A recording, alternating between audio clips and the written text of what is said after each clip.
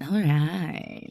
Now recording. Yay! It feels like a couple weeks. Yay! I know. All three Bs? All three of you? 3Bs. All three Bs. I don't know where that came from. So it's Foxy B Tail, SlackLizard, and Jessiie B, right? Yeah, done. Nailed it. Official. In that Foxy case, B Tail. hello and welcome to the very much unofficial Minecraft Update podcast. We are on episode 38 and we've got a whole bunch of stuff to go through this week. There's been many news for Minecraft. We have a ridiculous number of wishlist items. Oh, it's all going to be very exciting. But before we get into any of that, I know you guys are totally pumped to be here this week. You're both like flying high at the moment. Moods are good. Tell me all about it, Jessiie. How's this week been for you? Wow. Go straight from that to it's been cruddy. Oh. It's you know what?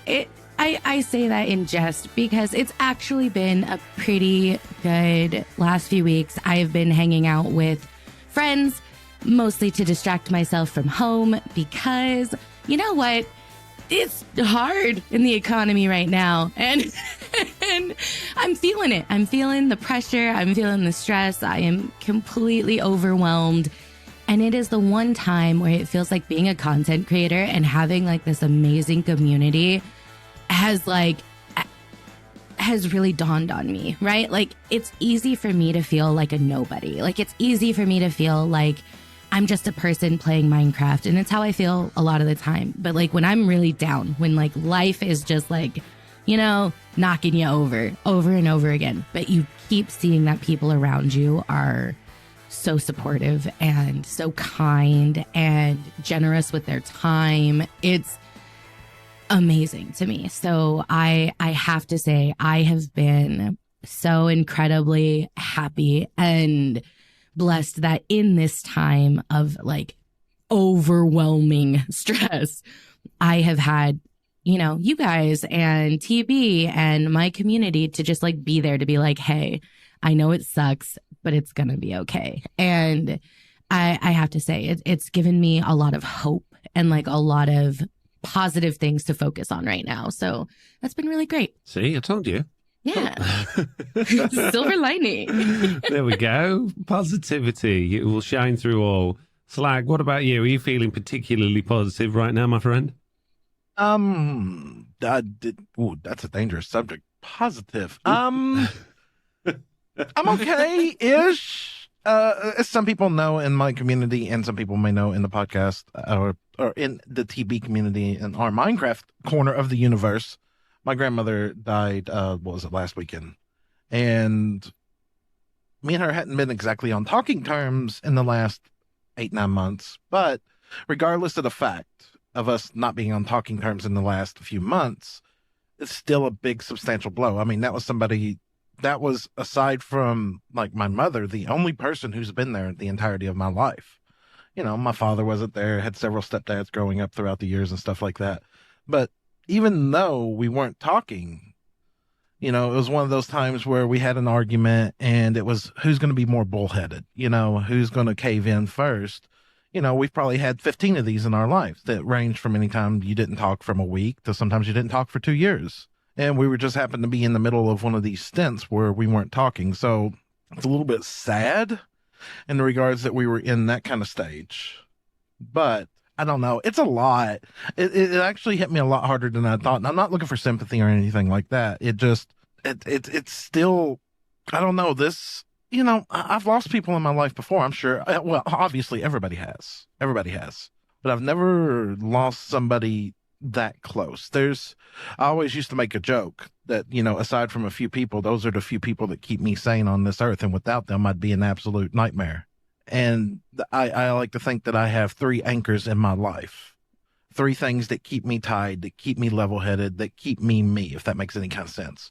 And if all 3 of those anchors were to go, I'd be afraid of the person I'd be without them.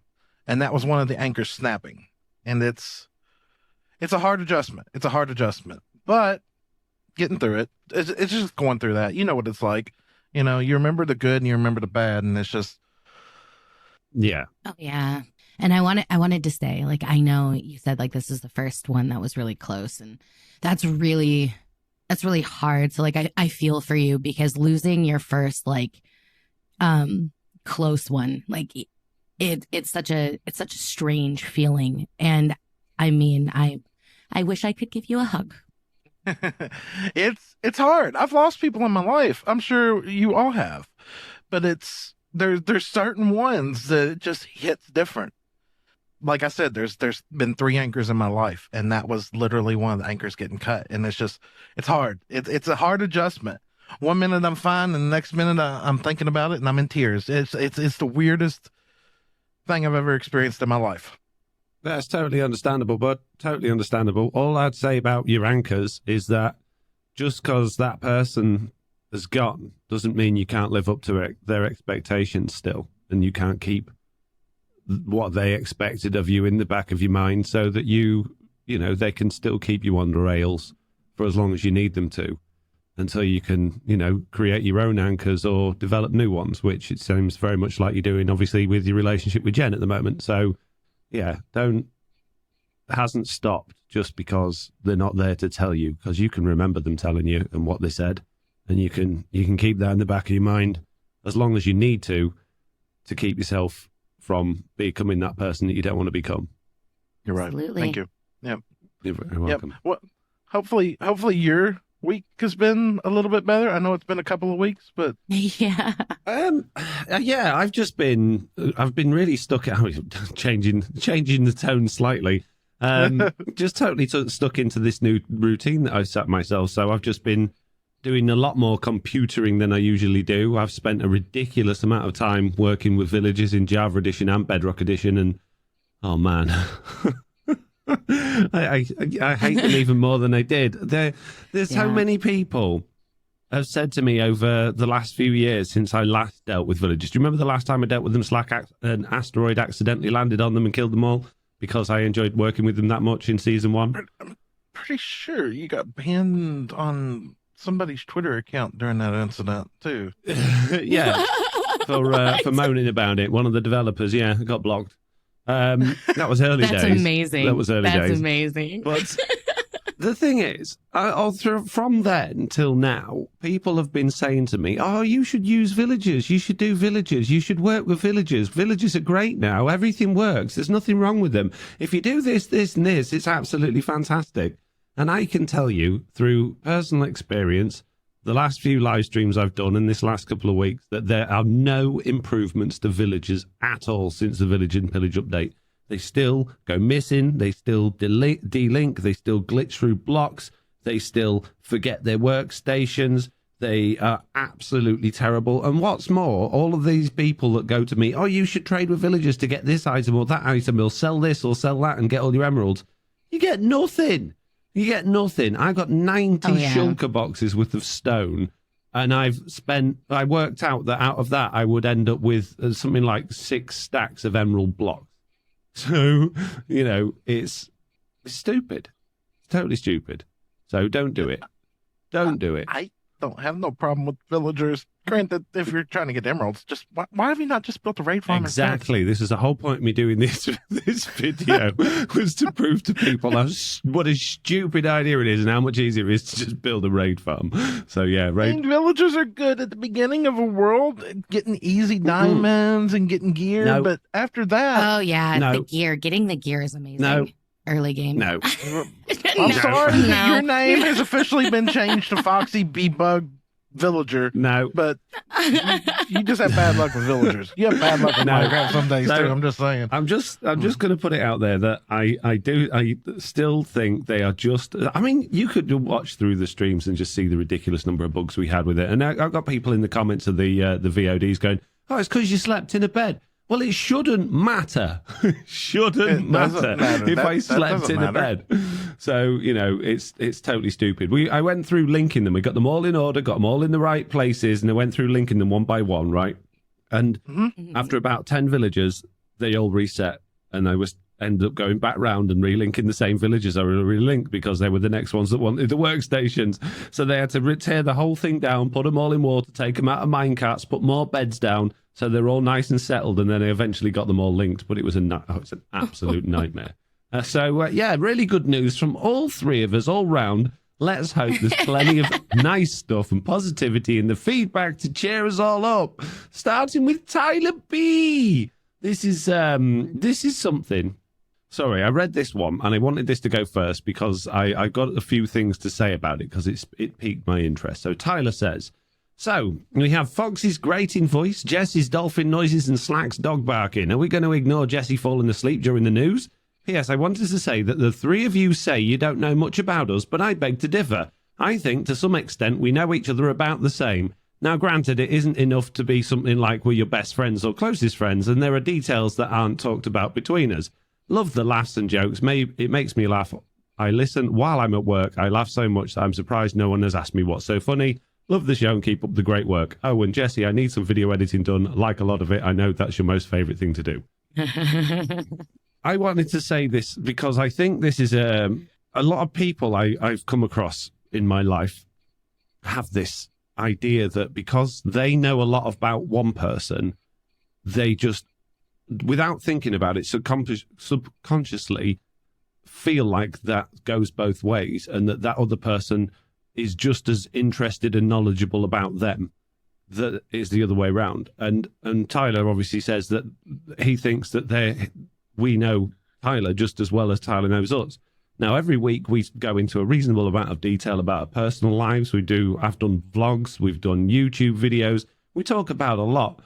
You know vastly more about us than we know about you. All we know is your name, Tyler. That's it.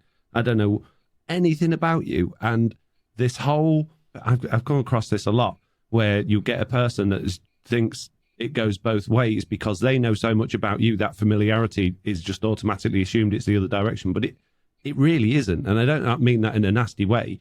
But other than your email address from sending the emails and Tyler B, that is the extent of knowledge we have on you, Tyler. So I'm sorry if that is a bad thing to say, but I want you to realise that just because you're like very knowledgeable, or you know a lot of somebody, and you might think, oh, I'm a one-way street. Yeah, I'm friends with that person because I know so much about them. You're going to get, a bit of a shock when they turn around and go, but who are you? I wouldn't know who you were if I bumped into you in the street or if you called me on my phone somehow. I would know. I have no idea who you are. I'm really sorry. But yeah, please don't think just because you know a lot about somebody that it goes the other way. I get what you're saying. Go ahead. I was going to say, I get what you're saying. And I think to some extent you're absolutely right. But I do think maybe the heart of what Tyler was trying to say is I think a lot of us do know our communities fairly well. Like there are a ton of people in my community who I know a lot more about than I think I know some people in real life. So I think when I hear a comment like that, what I take from it is not like, oh, you know me as much as I know you in that aspect. I also think of it as they don't really know us and we don't really know them. But at the heart of it, it comes down to like, I don't know how to word what I'm trying to say so much as I think that there is a certain amount of familiarity between regulars and a creator. There is absolutely familiarity there's a familiarity of the name. Sometimes you can gauge a little bit of their tone of how they talk and their context of what they're saying from the having had so much correspondence. But but I still don't think that means we know nothing about It's Tyler. fair. We're familiar with the name. When you see it in the emails, like, oh, it's Tyler. I've had lots of emails from Tyler. I know who that is, but I don't know who that is, if that's the same. So I'm not that one. It sounds like I'm being really sort of downhearted and treading on Tyler, and I'm not trying to make this in a negative way, but I think that if you genuinely think that, because you say your words are, I think to some extent we know each other about the same. I couldn't disagree with that more, and I don't want you thinking there's for not just us but other people, that there's a relationship there that doesn't exist, because that's how you get into trouble. I think parasocial relationships can be quite, I don't want to say dangerous, because like that seems like that's being melodramatic, but it is something to be wary of and to pay attention to, for sure. Yeah, like, just to give a really basic example, you go into a coffee shop every single day and there's a nice lady that works there that is perhaps your waitress, and they come over and give you coffee every day, and you find out a name because it's on a name tag, and she might have a little bit of chit chat with you and everything like that, and you go there really, really regularly, and you think, building up quite a rapport with this person, when in reality they serve so many customers, they might recognize your face, but that's it. They've forgotten everything about you. Yeah. And then you go one day, do you want to go out for drinks, or you make maybe a movement that you shouldn't do, and then all of a sudden you're in big trouble. Yeah. Or very sad. Fair. because it's not reciprocated. So, that's what I'm trying to get to there, is that there's just be aware of how it's a one-way street, basically, like Slack said. Jeez. Anyway, moving on. To Slow as Molasses, who says, hello, FJS. In reference to the LA problem people are experiencing, the fix is in, almost. Mojang has this problem fixed in 1.19.30 hotfix. And then they give the thing. Can you believe the problem stems from a player going into or coming out of a portal? I ended up catching my allays in a little sealed room and put a window so I can look at them. Thanks for the great podcast, and one day a schedule might settle upon us. Yeah, I think that must be a couple of weeks old, because we covered that one last time, didn't we? That fix was in the update, and that was the reason. So yeah, thank you. Jason here says, great podcast. I really like Jessiie B and Slack's voice, and I think Foxy's voices are all fantastic. Well, I do have very, very many of them. So thank you for liking all of them, Jason. I really appreciate it. And yeah, Jessie's and Slack's voices are wonderful too. Maybe not quite so wonderful, but No. Oh yeah, definitely not as good, right? No, exactly. No, it's definitely not as smoky smooth as Pix, but it's not bad. Hey, Keenan Tutor says, hey, Foxy, Jessiie, and Slack. Another great podcast, of course, but it's never the same when one of you are missing. However, life and real life must always come first. Here's hoping all is well with Slack. By the way, I think you're very professional as you allow your in real life personalities to show, reminding us that anyone, everyone, and no one can be involved in Minecraft, even a klutzy player like me. Oh, that's a nice little tribute to your intros there, Slack. That intro. I love it. Do you know the story behind why I say hello, anyone, everyone, and no one? Nope. No. Long story short, I'll just give you the short and chopped down version. I was watching a lot of Hermitcraft and everything like that, and everybody has their staple intro. Everybody. Mm-hmm.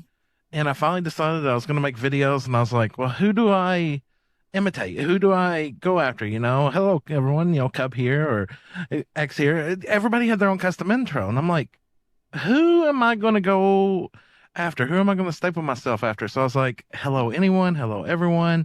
And I was watching Game of Thrones at that time. And I was up to the point where Arya was, in the house of no one and everything like that.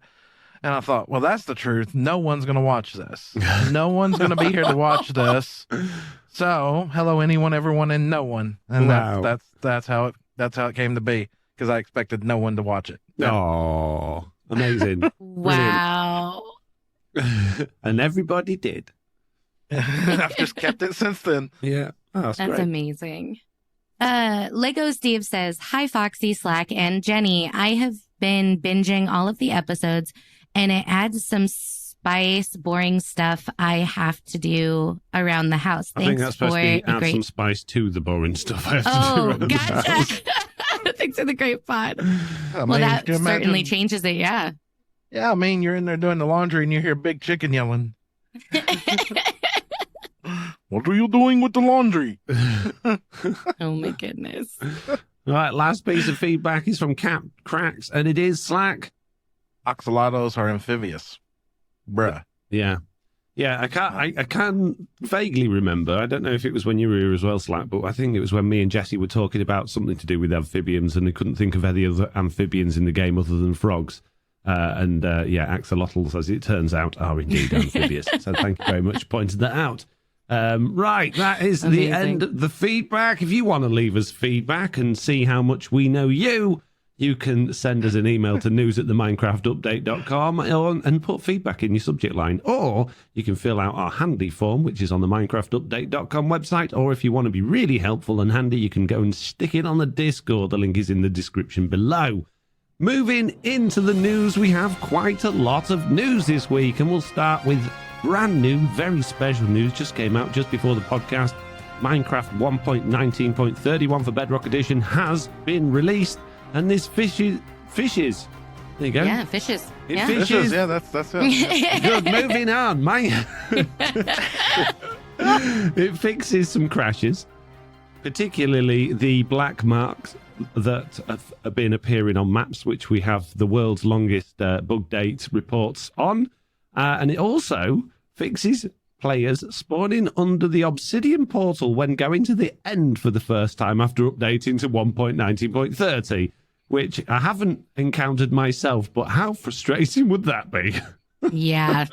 What was the bug? Hold on. So when you update to 1.19.30 and you go to the end for the first time, there's a chance of you spawning underneath the little obsidian block that you're supposed to spawn on. So, yeah, straight into the void. Good job, Jeff. Right. Good job. It says this is coming out to Xbox versions from the 5th of October, which, I mean, that's today when the podcast is being released, so not really much point in me mentioning that, but I did anyway. The next piece of news is Minecraft Bedrock Preview 1.19.40.22 came out last week, and this wasn't... They're a bit empty again. We had quite a big one, didn't we? The first 1.19.40, and then it's sort of... There's not really much in it, but there is one thing in this one that got me particularly irate that you may have seen on my Twitter. Can either of you remember what it is? No. What happened? OMG, guys. Oh, no, it's all right. No, it is. It is this one. Yes, I've apparently put in the change logs for the wrong things, but it's fine. Scaffolding, right? Oh, yes, I did see. Do you remember how scaffolding is literally the only use it has on Bedrock Edition is being able to be used as fuel, right? Mm-hmm. And on Java Edition, it's still useful as fuel, but not quite as useful. Yeah. So what happened was, this is what happened in the office. I was there. I remember it in the Mojang offices. Jeff said to his friend across the way, he says, we're going to fix this bamboo hack that we've all got. So what rate does bamboo smelt at on Java Edition? And Jess went, well, you get 4 pieces of bamboo for every item. Oh, right, okay. And then Jeff put that in for scaffolding and then put in the changelog that it now burns at the more correct rate of 1/4 of an item. 1 whole piece of scaffolding, which contains string and 6 pieces of bamboo, burns at the same rate as 1 piece of bamboo. That is painful. That is so painful. But that is apparently a more correct rate. They're not confident enough to say it burns at the correct rate. But they have put scaffolds now burn at a more correct rate. Just get it right. Just put the right number in. It's literally a number. Wow. I don't get nothing. Ouch. Nope. Jeez. I got nothing. Wow. So I found that highly irritating. No. Yeah. Yeah. Which, of course, means that scaffolding is completely useless on both versions of the game now, which is very sad news for scaffolding. RIP scaffolding. Jeez, let's hope they can fix it in 1.20. Oh, man. Oh, jeez. I mean, I don't like to knock Mojang so much anymore. Because I know they work hard and I know things are difficult. And I used to moan a lot about all of the bugs in the game. I'm like, why aren't they doing a good enough job? And they need better developers. I've walked back away from that stance because I don't think it's the right one to have. I think they all work hard and I think they know what they're doing to the most part. But mistakes like this is just ridiculous. And whoever did that needs to go stand in the corner while other people throw eggs at them. Okay? Because that's not right. Jeez. Yeah. Right. Okay. The other changes in this one, not that there's very many, but one that particularly... Oh, my goodness. How have I managed to do this? I've mixed up the two changelogs with my notes, so I'm not sure what's in each one now. Oh, geez, I'm going to have to read it. Oh, man. That's about it for that one. Yeah, they've removed the experimental markers for the wild update entity behaviors and components, which is quite an interesting thing. So basically, if you make add-ons or you're working for the marketplace, you haven't been able to use any of the entity features that they added in for the wild update. So like the warden's ability to sniff and the warden's ability to investigate suspicious locations and the warden's heartbeat thing have all been locked behind experimental. But as of 1.19.40, they will be available for everybody to use outside of experimental, which is very nice. They've added recipes to items. Tags to items, so you can now have recipes for items using tags instead of having to put a recipe for every different type of block. So let's say you want planks to turn into sticks. Before you would have to have a recipe for every different type of plank, but now you just need one with the tag of planks rather than having to do that, which is good. So that makes life a lot easier, and that also makes things like doing the what do we have on Truly Bedrock that you forgot we had, Jessie? Universal dying. Yeah, so you can add tags. You can say, okay, any type of wool is going to turn into this wool if you put a water bucket in the middle or a piece of dye in the middle or something like that. So just very nice feature to have. It's been on Java for absolutely ages. It's brilliant that it's on Bedrock Edition. And that is about it for that particular preview. But we have two previews because this week, or last week, whenever it was, 1.19.40.23 came out. And this one doesn't have scaffolding burn at the correct rate, even though my notes say it does. This one does have a couple of interesting changes. When getting killed by a mob with a renamed weapon, will now produce the death messages with the item name, which is quite nice. And Wither Skeleton Slack, you'll be happy to know, will now spawn inside of Wither Roses, making fortress farms a little bit easier. Kind of like that magic change that they did here a while back where they stopped magmas from spawning on magma but didn't tell anybody. Yep. Yeah. But now, because, the way that the fortress farms, we've done them before, you put a Wither Rose down to stop a magma cube spawning on that spot, but the skeletons used to be able to still spawn there and they stopped, but now they will again. So this is good news. Getting there. Yeah. They have decreased the amount of hunger used while swimming to match Java Edition, which probably means it will cost 4 bamboo for every 1 item of swimming you do. Yep. Swimming was bad. It was bad with hunger. It would nuke it after the saturation change. I know, but I just, every time that now after that scaffolding one that I see that they've put something into Match Java Edition, I just don't believe it's going to be correct. So, yeah. Librarian villagers can now offer enchanted books with Curse of Vanishing and Curse of Binding. So for all of you villager librarian lovers with your trading halls, you're going to have to spend even longer rolling your trains to try and get mended and breaking, because you're going to have to go through those ones as well, when you can guarantee there'll be a 99.9% chance of them having that trade instead of anything useful. Jeez. Yep. I've got it in for Bedrock Edition today. Can you tell, peeps? It's these villagers. I don't blame you. Yeah. These villagers. They've just turned evil. Why don't you just climb up some scaffolding and, complain about it a little bit? Yeah, Spectator Mode has a couple of fixes. The user interface has had a couple of fixes. Mobile touch controls has had a couple of fixes. And when a mob is a passenger in a boat, neither the boat nor the mob are allowed to change dimension. So that's good, because apparently if a mob was near a portal and you put a boat down to capture the mob, the boat would go through the portal and the mob would just disappear. So that was fun. That's not great. No. What else have we got in this one? Not a massive change. If you are, again, into doing add-ons and things like that, the experimental API or the JavaScript system that they've got has changed massively. So everything you've made will have broken now. So you need to fix that. But one very exciting thing has come out in this update, which, again, I went onto Twitter about, although it's not quite as exciting as I would like. And that is, Jessiie B, that technically, sort of a bit-ish, your bushy leaves will no longer require experimental mode. What?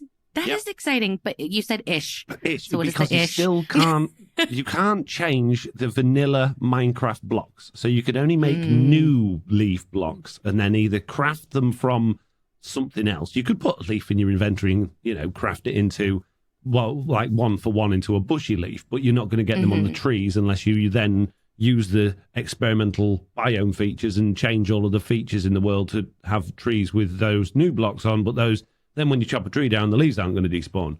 So, which means you won't get sticks and apples and things like that of them. So it's not ideal for bushy leaves, but what this means is that any custom block after 1.19.40 can have a completely custom geometry. And this is something I've been really looking forward to. So furniture mods, if you want a lamp, you want to change any block to look like a different block, it's going to be absolutely fantastic. You can do that.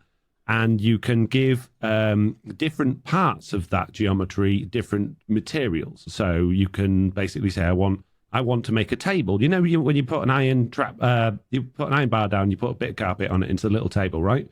Yeah. But it's 2 blocks and you can't put anything on top. So you could make that in 1 block and you could say, I want the leg to be using the iron bar texture and I want the top to use the carpet texture. So that's a nice, easy thing to do. What it doesn't do, though, sadly, is what is still an experimental, is allow you to actually interact with them. So, like my block layers thing and my placeable items one are still going to be locked behind experimental because they require some sort of interaction. And I was really hoping we'd get that because I really want to make lamps that you can click on to turn the lamp on and they will emit light and then click them again to turn it off. But you can't. That would be cool. Yeah, because I got loads of lamps in my map that I'm making, you see, and they're all entities. I was like, oh, good, I can turn them all into blocks. But I can't. I can, but they'll have to permanently emit light, which is a bit annoying. But still, even without the interactivity, that is going to be a huge, huge change for add-ons, map makers, and particularly the marketplace. So expect to see some very exciting content come from those places, particularly mine. And there we go. That is it for that changelog. Of course, I haven't gone through everything. If you want to read the changelogs for yourself and find out exactly what there is to see, then you can check out the links, which will be in the description below. Next, we have the big news, guys. Are you ready? Cheers. Yeah. The mob vote videos are out. Well, 2 of them are out. We got the generic mob vote video that's teased something that would lay eggs in ocean ruins, something that spies on you in the mines, and something that keeps stealing hats, which I found particularly interesting, since I suppose we got helmets, but we don't really have hats. Yeah. So are they going to add hats? I don't know. But on that video, it was quite obvious to see that there were 2 little, what looked like rock golems or something in the sides of it, sort of looking in. So I would imagine that is the things that are spying on Agnes in the mines. And I'm wondering, because Minecraft Legends, the big thing about Minecraft Legends, if they've got all of these different types of golems, they've got like rock golems and dirt golems and all of these different things that help you. I'm wondering if they've gone, let's add one of these things in. So I think maybe it's something like a cobblestone golem or a stone golem or a tough golem or something like that, which could be interesting. Yeah. Any thoughts, Slack? Well, I clicked the video because I seen you said it said rock golem watching them on screen, and that video does not lead to that video. I'm currently watching Minecraft in Minecraft. Oh yeah. Well, don't worry about it, Slack. Yeah, if you haven't seen the video already, feel free to watch it in your own time. There's really not much to see other than they're all sitting around the fireplace and there's these. Yeah, I seen the video, but like I seen your comment on there that they were watching rock golem watching them. I was like, I don't remember seeing them. Yeah, I didn't remember that either. Yeah, so that's why I clicked the video and I'm like, they're just off to the sides, and when the lightning strikes, they're particularly obvious, but you can still see them even when the lightning's not striked, if you turn your brightness up a bit, basically. Right. And then, today, came out the VOB mote. Vob mote, people, Vob mote. Yep, the mob vote for the Sniffer mob, which I think could be quite interesting. It's an ancient creature, which they said about 3 different times, that used to be extinct. that will thrive in the overworld once again. So I'm wondering if this is some way linked in with ancient cities, if this is more lore for the ancient part of the world that we're going to be getting, obviously, with the new dimension that we get very soon. It's not a bird. It sniffs the ground to find seeds, and if the players vote for it, they may even, although no promises, add in some new plants. So, Jessie, is that sort of thing up your street? Yeah. Yeah. More, but I was like watching the video and I was like, oh, this is whatever. It's fine. And then it was like, ooh, you might get some more plants. And I was like, done.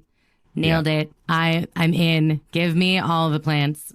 Yeah, all I can see in that moment is that gif of the girl, pulling the knife saying, I'll cut you. Bad joke aside, but that's Jessie. Like, if you don't vote for this, I'm going to hurt you. To be fair, my mob never wins.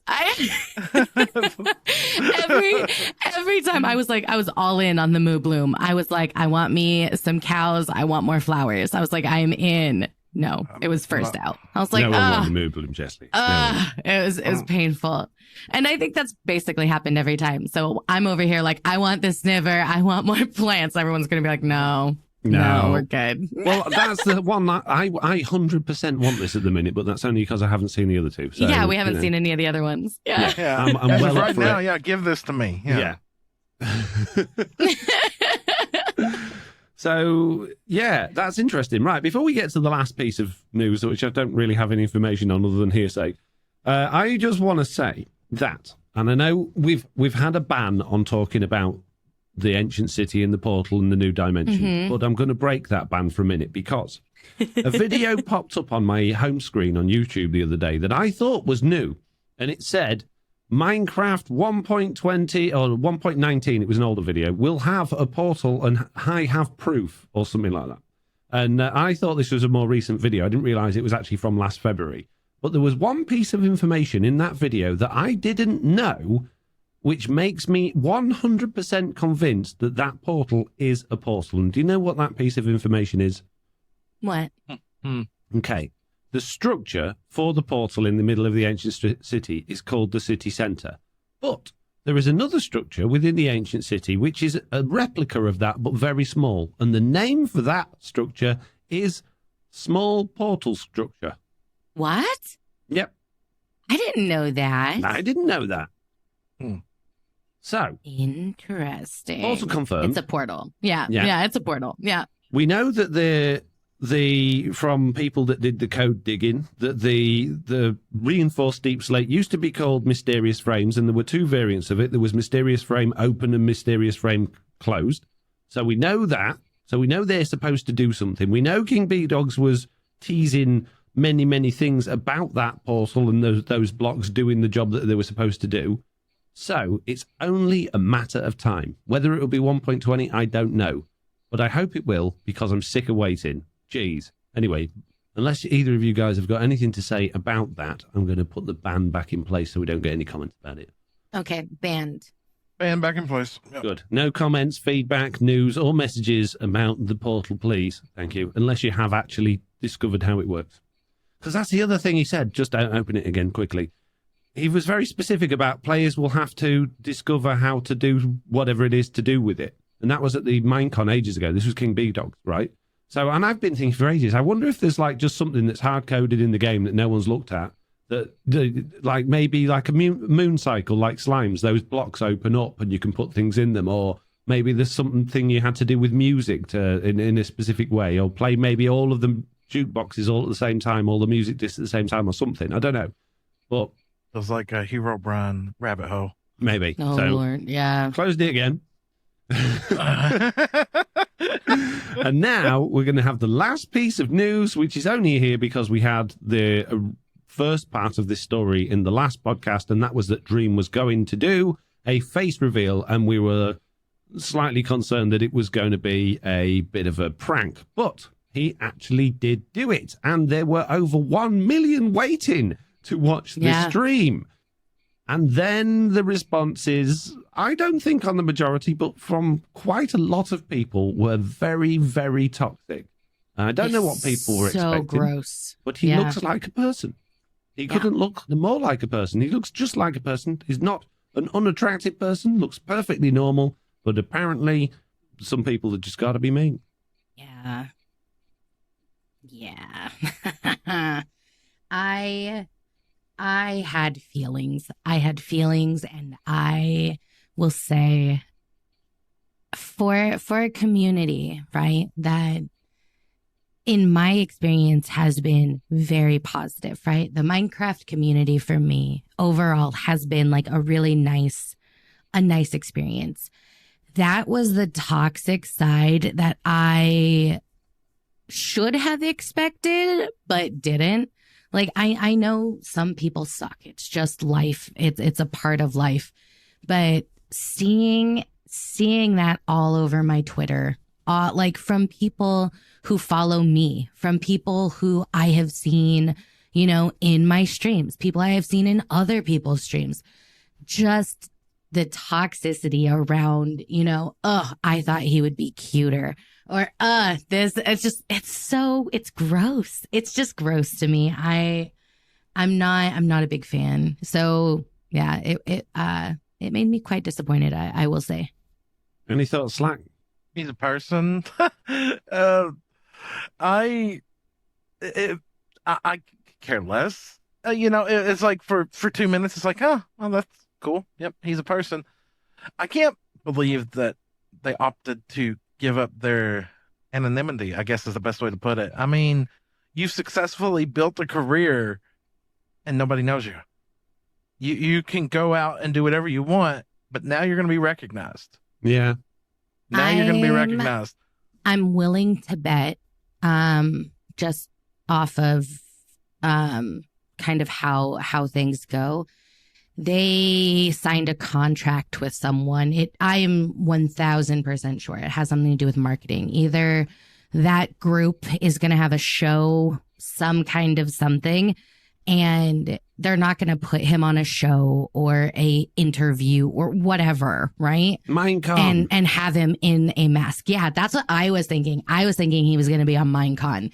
There is something where he needed his face shown ahead of time. And yeah, that my money is on they're doing a project and they needed his face. Maybe. And technically later on, couldn't that come back as a, I don't know. That's like, hey, invest in this, because technically he's getting paid to do it.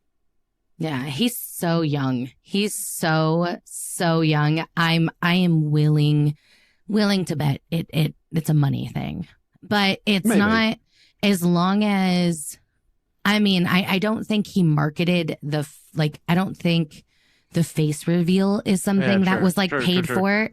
It was, he was releasing his face for the thing ahead of time. Maybe.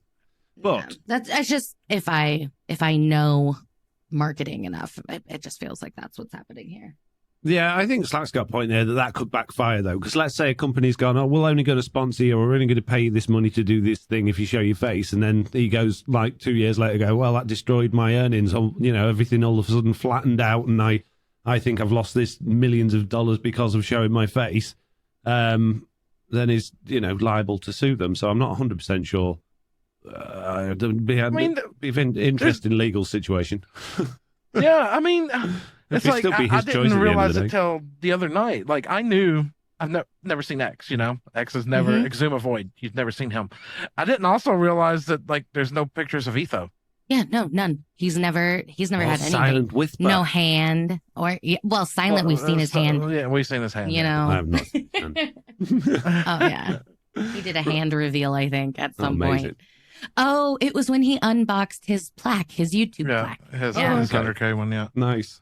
Well, anyway, the speculation on why Dream did it aside, the news is that obviously there's a lot of horrible, toxic people out there in this community. So while Jeff is on one side of the office in one corner having eggs thrown at him, all of the toxic people that were nasty for no reason about Dream are in the other corner having eggs made of rocks that are covered in petrol that has been set on fire with nails sticking out of them thrown at them. God. Is that okay? That seems reasonable, doesn't it? Yeah. Yeah. Nailed it. Excellent. Good. That is just, don't be toxic. There's no need for it. If you can't say anything nice, don't say anything at all. Because Oh, no, you're going to offend somebody saying that. the smallest I have the comment right. in the world about how somebody looks or it could have been better is just devastating, and nobody needs that. He was brave, put himself out there for his fans, and if you're one of the people that made one of those comments publicly, then shame on you. Jeez. Right, moving on from this is a very happy podcast today, isn't it? I Jeez. know. We haven't been here in like a few weeks, and all of a sudden we're coming back swinging. Yeah, maybe the Bugdate could cheer us up. Jessie, Bugdate. what's in your Bugdate? You've put more plants. I'm assuming that's your wish put list it- item. Yeah, I put that in the wrong spot because I'm a smart person. Okay. I did have a bug though. So I have been having major issues that I think are already known in 1.19.30. Is that the most recent one? Yeah, apart from today's 1.19.31, which will have fixed Yeah. all of your problems, Jessie. Oh, will it? No, I It's don't know. fixed. What's your problem? Oh. Chunks. Chunks have been like not loading properly and been really annoying. And I've had patrons get like stuck in a spot because the chunks won't load. It's been really annoying. No, that has been a big problem since 1.19.30. And as much as they have addressed something that caused with maps, which was basically what we've got loads of Bugdate things about. If you open the map up, there would just be loads of the terrain missing and just having black pixels there instead of terrain, which was basically the same chunks that were going missing in the area. They haven't mentioned that they've fixed the chunks not loading. So, Great. yeah, let's hope they have. But if they haven't mentioned it, I'm not 100% sure they have. So good luck. Yeah, that's going to be fun, isn't it? Good job. We're still on 1.19.11 on Truly Bedrock. What about you, Slack? Any bugs? No, I haven't even loaded Minecraft in 2 weeks. Oh, wow. I've been busy. Side note, news related note here. I don't know if you want to glance at this real quick or not. I happened to see this. I'm going to post this into our host discussion area here. Apparently, the Xbox is getting an update that you said will be live tomorrow, but I seen a flag on Twitter that's like, if you have more than 4 gigs of worlds, caution, watch this. And it led to this article here about the update coming to the Xbox. I'm just glancing over it real quick. Okay, so it says, as of October the 5th, which is today as the podcast is coming out, players on Xbox versions of Minecraft will begin receiving an update that improves games performance alongside a few other changes. It's rolling out in phases, and it says, it doesn't say anything other than make sure that you got 90% or more, free disk space? Wow. What? That's a lot. What can I do to help the update process move smoothly? It says, free up your storage disk space to 90%. Oh, okay, 90% full or more. Surely. It can't be 90% free. Does anyone have 90% of their The disk operating space system free? takes up like 20%. No, it can't be. It can't Why? be. What a ridiculous what are they number. doing on Like, the how big is Xbox? your storage? How do they know what storage size you've got? Right? What's changing in this version is what I want to know. That they're really like, hey, this is going to take time. Yeah. No idea. Maybe there's a bug if there's not enough free storage space, and it corrupts the update. So they're just like, we'll just get this out here. From the way it sounds there at first, it's like the way they explain it. Essentially, if you have more than 4 gigs of worlds, it may take time to transfer these to the new game version. Yeah, because they're updating all your worlds as well. So as it says, this update will take longer than previous ones as we're transferring your world files to the new game version. If you're experiencing an install problem while this update is being processed, do not uninstall Minecraft, especially if you have more than 4 gigabytes of saved data. You might lose your game data if you uninstall the game during this time. If your storage disk is too full, you might experience a warning before the game proceeds. So yeah, basically they're going to be copying each world into a new world, updating the data on it, and then deleting the old one. So that's why you're going to need so much space. Oh my goodness. Is this maybe their way to try to deal with entity data? Maybe, but I think this is more likely. Oh, jeez. Oh, just back up your Xbox. Back it up. Oh, gee. This doesn't sound good. We know that this isn't going to go smooth, is it? Next week, there will be many, many Bugdate posts. Oh, my Xbox worlds have gone. I like how this is like a hidden topic. That's like, hey, just so you know. Like, literally, this was just updated on 10/4 at, 1,700 hours? Yeah, like a couple of hours ago. Yeah. Turn off automatic updates. If you're listening to this podcast and you haven't turned your Xbox on yet today, turn off automatic updates and wait and see how many people have had problems before you do it, especially if you've got a lot of worlds. Oh, my goodness. Okay. Let's hope it all goes well. Yes. Right. I don't think you can turn off automatic updates on that stuff anymore. Yeah, you unplug it from the internet. It's very easy. You pull the wire out the back or disconnect your Wi-Fi. It's all good. Right, my bug date is obviously going to be villagers. And I'm not going to focus on the fact that they desync because I think everybody knows that on Bedrock Edition now. Yeah. Although I did get a lot of people in the stream and a lot of comments with people absolutely convinced that once you have traded with a villager, it's locked into the workstation, which I just want to say it's not. No. It is locked into its profession, but it is not locked into its workstation. I did try and explain to someone in the comment, and they came back and went, well, I had all of my villagers locked onto their workstations, and I broke one of the workstations and moved it, and the same villager locked onto it again. Well, it will, because all of the other ones were tied up with other blocks. So it was the only one that didn't have a profession at that time. There is nothing in the game that can physically link a block to an entity. It just cannot happen. There is no data for that in the database. There's no data for that for the entities. They should, but they don't on Bedrock Edition because there's no code for it. But they should, if we had parity link to a block they can path find to, and it should be the closest one, but they don't. On Bedrock, it is totally random. You have every single villager in your villager has a unique number, and they are ordered by whatever that unique number is. And it's normally like a 16-digit string of numbers, and it can be totally random. And depending on how big your village is and how many villagers are in it, and whether it expands or contracts, or you had a new villager, or a new villager wanders in, or you've got a villager breeder, those numbers will just keep changing order. So let's say you've got 10 villagers, and your village is fixed, and there's no villagers coming in, no villagers dying, then they should stay in the same order because that unique number is determining which one is first. However, it also depends on which bed they link to. So if they decide they want to change their beds, that can also desync them. So it's a total nightmare, but I'm not going to focus on that. What I'm going to focus on is the fact that we had a villager breeder that was dropping babies into a water stream. The babies were pushed along a water stream. The idea was that they would hit a tripwire hook at the end, which would set off a minecart and pick the baby up.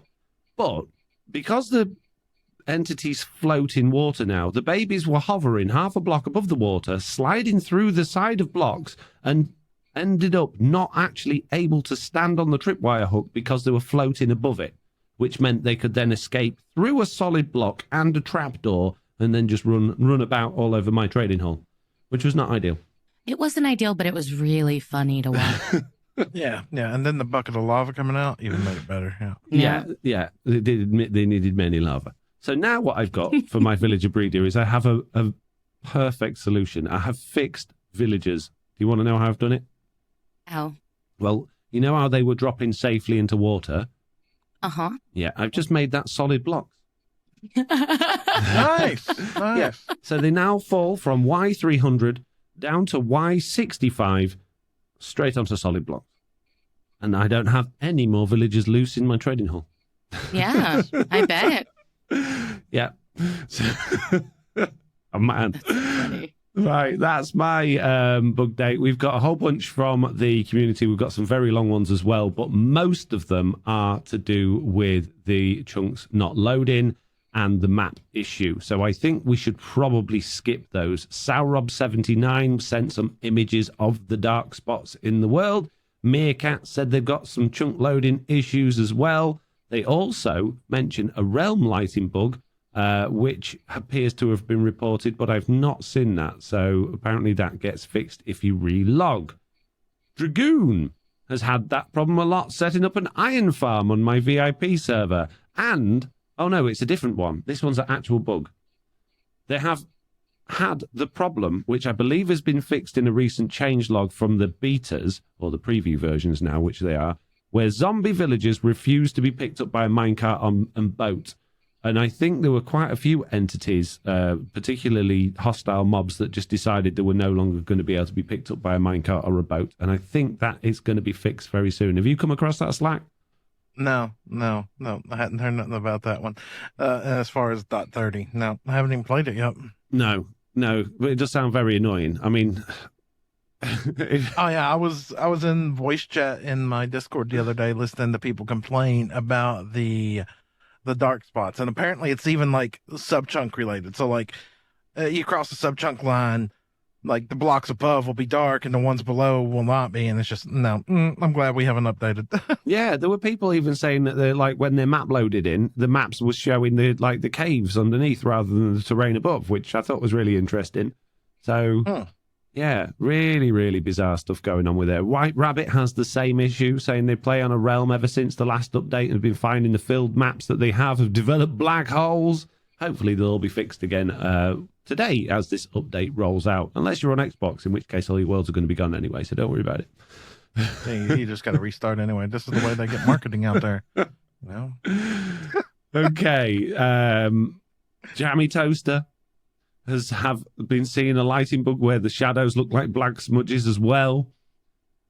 But finally, Slack, if you want to read this one out, Purple hasn't had that problem, because Purple, as we've had many messages from Purple, and they only play on Java Edition. So Purple only plays on Java Edition.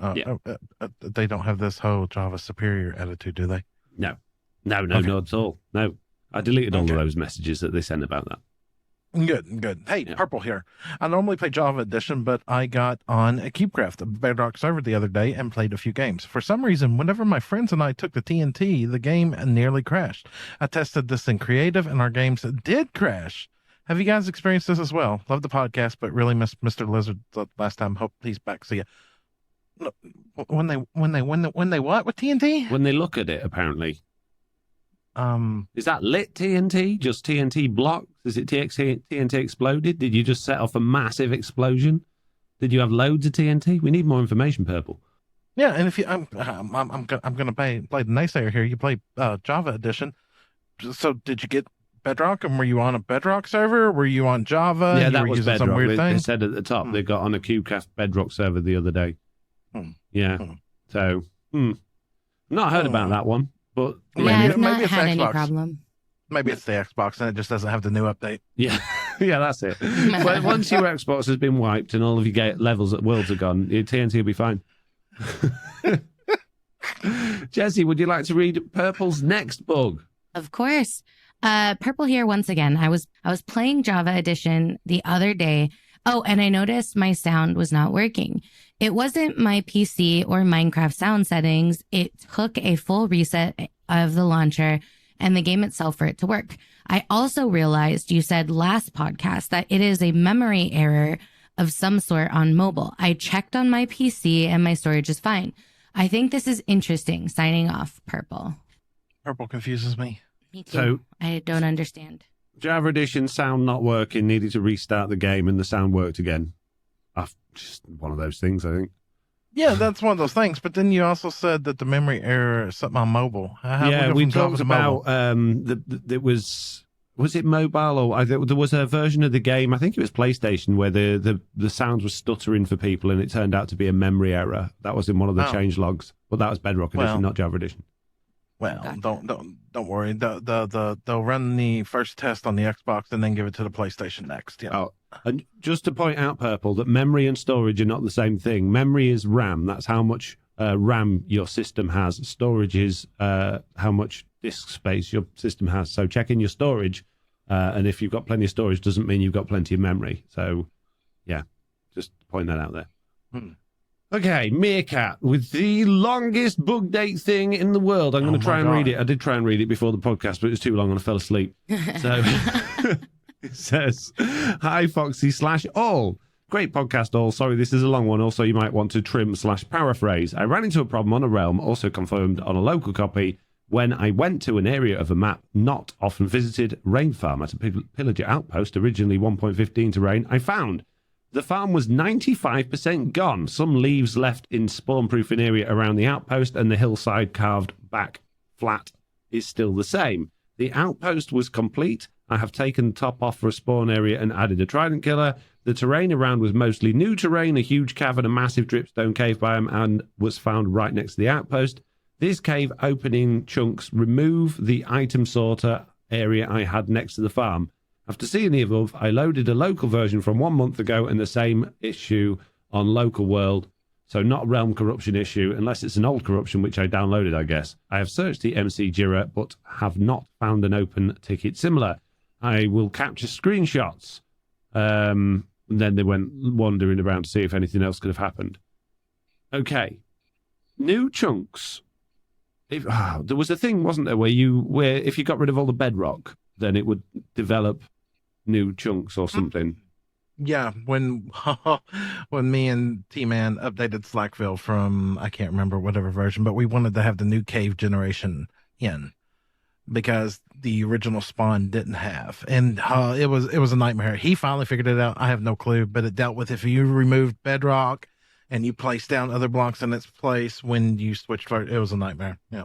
Yeah. In order for the world to update from the old style of worlds to the new deeper worlds, it would check for bedrock at that level, and if bedrock wasn't at 0, then it just wouldn't add in the new stuff, or I can't remember, something like that. Anyway, but there were a whole bunch of problems with it, how it worked, and I think that caused a few problems. But I would imagine in this particular case, Meerkat, that your previous backups probably had the corruption issue if it's happened on that and your realm. So maybe find an older backup and check that one.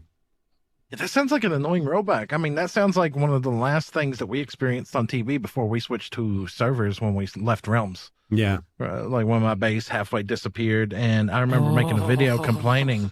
I usually keep my videos not to that, but we would get on and play, and then the game would crash, the realm would crash, and you'd roll back like 5-6 hours. Yeah. Oh, And man. it's just so annoying.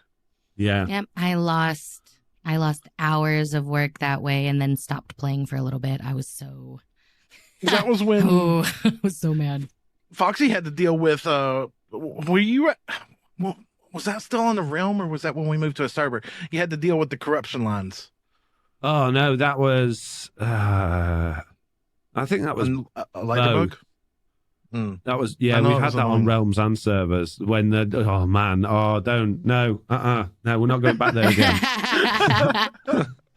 Nope. Basically, huge strips of the world for some reason would just have all of the chunks deleted.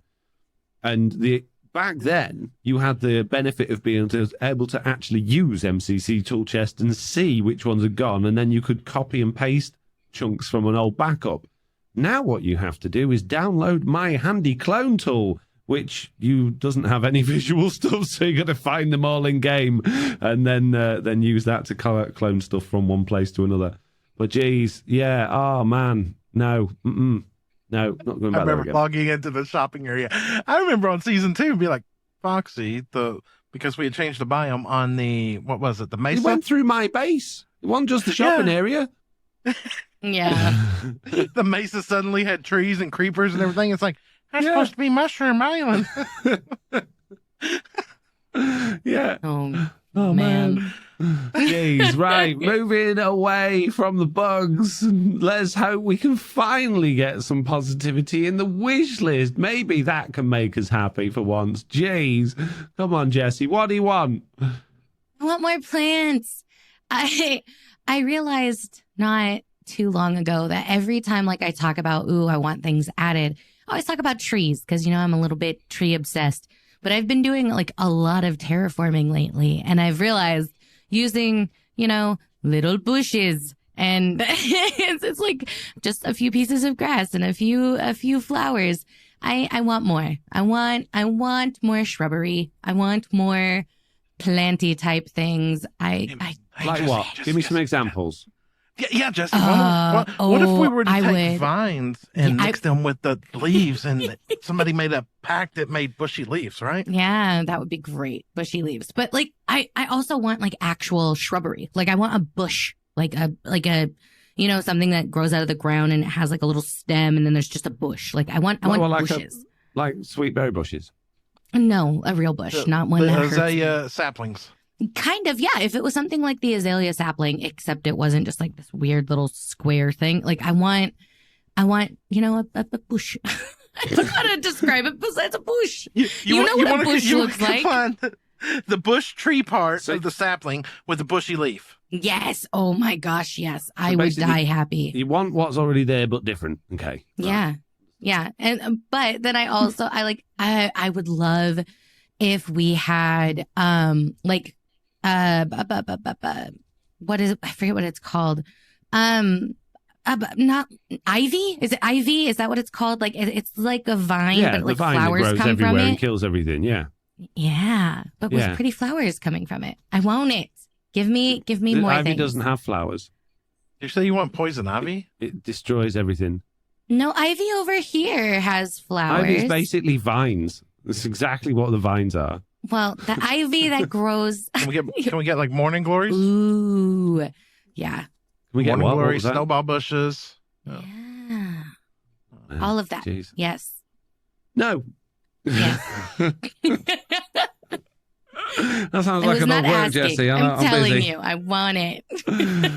What do you think, Slack? Is this a good idea? Do we need these things? Oh yeah. When's the pack going to be ready? No, Yep. hey, Done. don't forget, these ideas go in either the good ideas bin, the fun ideas bin, or the bad ideas bin. And if they go in the good ideas bin, then Mojang have promised that they will definitely put them in the game eventually. So, is it going in the good ideas bin, Slack? Yeah. What? Good idea, Ben. Nondescript, just more plants. Yes. So Jessiie More doesn't plants. really know exactly what she wants. She just wants Yep. more of it. Yep. Yeah, How more. can you have such a vague thing in the good ideas bin? We'll just put more. Because- Get rid of the plants, Jessiie. We'll just have more. No. More, please, just Mojang. more. Yeah, just more. No, I want more plants I mean, specifically. Maybe there's a plant that once you eat it, you get the ability to laterally jump sideways. I don't even care if it lets you do anything. I just want more plants. Just give me things that I can terraform with. I want it. Yeah. Maybe. Yeah. I don't know whether it's just this week's podcast just in such a negative mood and bringing me down, Jessiie, but I'm not sure. If there was more something to be more specific with it, I'd be well up for this idea. But I want bushes. Well, what type of bushes? I don't know. Just bushes isn't doing it for me. I want bushes. I want plants. I don't care if you did specific. I want it. Didn't we have a podcast that she didn't want bushy bushes or something? No. Title. There has She never didn't want been. spiky bush, remember?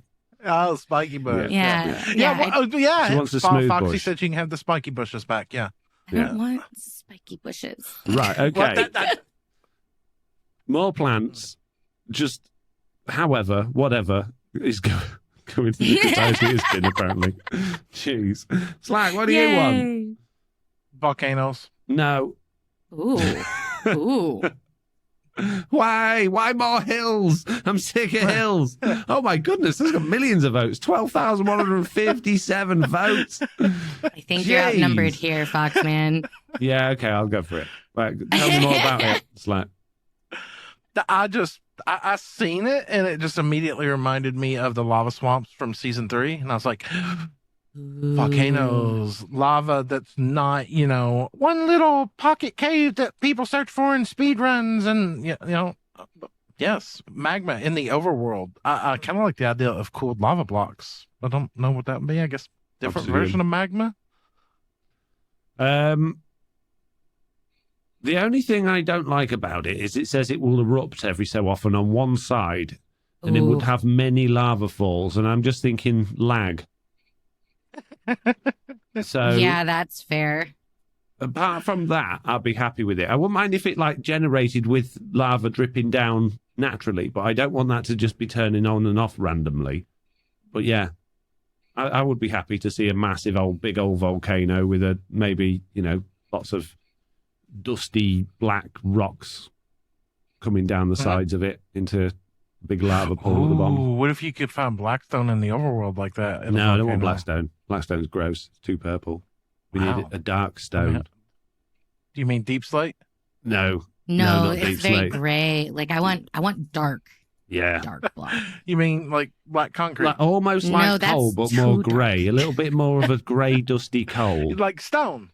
Oh my Almost with goodness. a little bit of brown in it, so it's almost sort of with a bit of dirt. So it's You a mean grey, dusty, brown Granite. coal. Nailed it. Yeah. Right. Junglewood. In the good ideas bin, the volcanoes go. Let's hope they don't set fire to all of the good ideas that we've had in there already. My wish list item is serving me and potentially, you never know, people of the future that download my add-ons. I would like better controls for and basically inputs for ridden entities, because I don't know whether you guys are aware, but there is very little control over things that you can control in game. You can obviously control the player, and if you get in a boat, you can go forwards, backwards, and steer the boat left and right. And if you go on a horse, you can go forwards and backwards, but you can't steer a horse. You drive it left and right unless it follows where your mouse is pointing. Mm-hmm. The boat control you cannot access. So if you want to make a car in Minecraft, or let's say you wanted to make something that turns and can't go left and right like strafing, like a dragon or a bird that you were riding, or a dolphin, for instance, you can't do that. You can't say use the left and right keys to turn left and right, or just ignore them altogether. Everything that you can ride that you have control over can strafe, which is totally ridiculous. The other problem is there is no pitch. So you've got this whole flying thing in Minecraft, gliding, Elytra, and it works amazingly. It is literally, out of all the games I've ever played, the best feeling of flying, just gliding around and flying with your Elytra. It works. It just is so intuitive, and it works perfectly. But there's no access to it at all. So again, if you want to make a flying mob or a swimming mob that can actually go up or down in the water or the air, you're either relying on gravity or you are spamming it with commands to try and make it go upwards. It's ridiculous. So I want those toggles available for the, add-on creators, so I can say this thing needs to go up and down. This thing can't go left and right, as in strafing. It needs to go round corners like a car. Okay, That's what I want. Put it in the game now. I don't care what you two say. It's going in the good ideas bin. Okay. Is that why skeleton horses turn so horrible? Yes. Because, like, you ride a normal horse, it turns.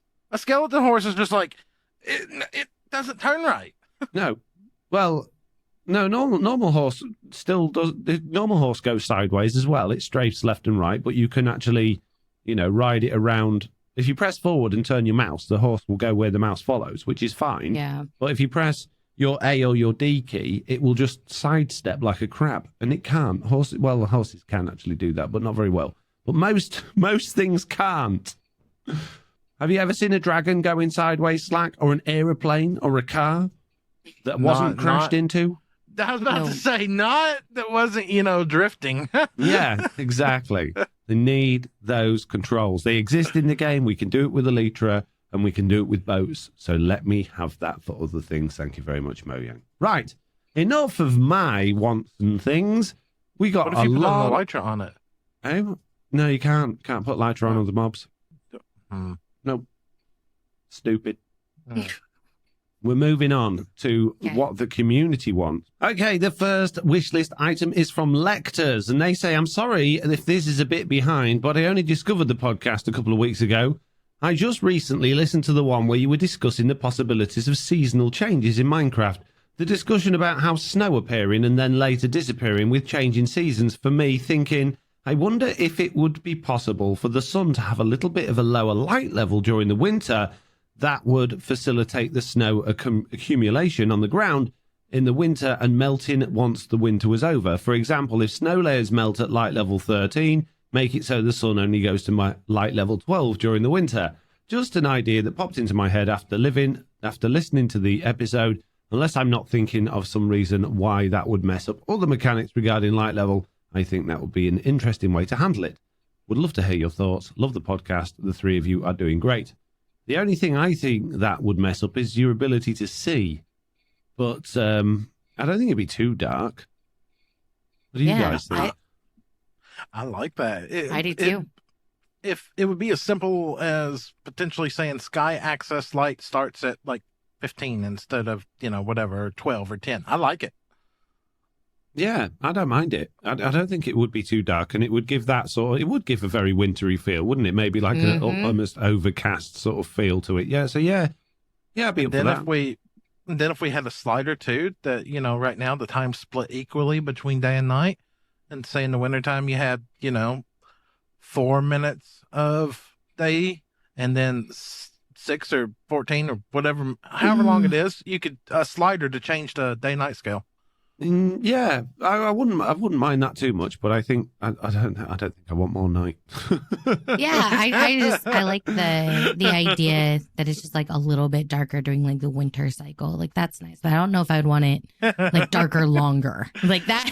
It'd have its benefits for when you're like trying to go out Enderman, if you're playing the game properly at least, and trying to go out Enderman hunting, so you can get like Ender pearls for getting the Ender Dragon and stuff like that. But I think for most of the time, the shorter the night, the better. The only thing that doesn't solve the problem of is people wanting to use snow to decorate, because then every summer all of your snow is going to dry up. So having cold biomes is kind of the game's answer to seasons, isn't it? And that's why they really exist.